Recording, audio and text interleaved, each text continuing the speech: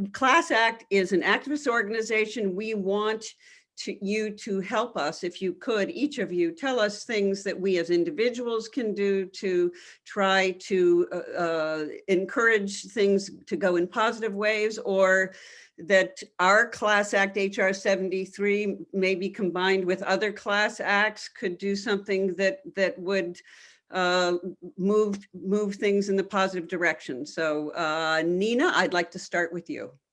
I just love vaccines, the power of vaccines. And I think we just have to really be strong in delivering those messages. Vaccines are safe, vaccines are effective, vaccines save lives, and it's pretty much the greatest innovation in public health. So I just hope everybody will encourage their friends and neighbors to continue to be vaccinated, and help those that don't have the access to vaccination to get it. Ken. And I echo that. I really have nothing else to say. The vaccines work, and they're available now in the United States. We should get them out to everybody. UCHÉ. I mean, obviously, I concur with both Ken and Nina. I guess also just to take home is that, like, you know, healthcare is not just about health. It's not just about healthcare. What happens within healthcare institutions, as Nina mentioned, we really have to be thinking about the social determinants of health, right?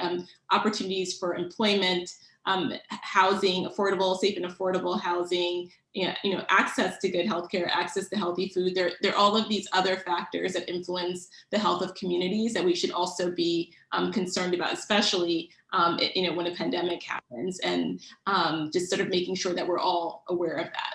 Thank you. Johnson. I'd encourage us all as policymakers to really follow the pathway that Ken has outlined, and that we need to advocate for temporary, partial, emergency, occasional suspension and waiver of intellectual property and patent protections. During extreme global catastrophes like this present pandemic and you know, please Lord, not the next pandemic, we need to suspend those rules temporarily, and we need to be able to share intellectual property and the magic of science that's with our less fortunate middle and lower income countries. The current administration is making moves in that direction. Ken has mentioned several consortia that are already planning to globally fund that, and nationally fund that from using international organizations to defray the cost and offset the cost to the global pharmaceutical manufacturers.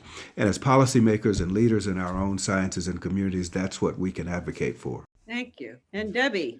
I think I would like to recommend continued research, not only on the vaccines themselves and the development of vaccines and for the next pandemic that occurs, but also more research on how to motivate people to get vaccines to address issues that they have.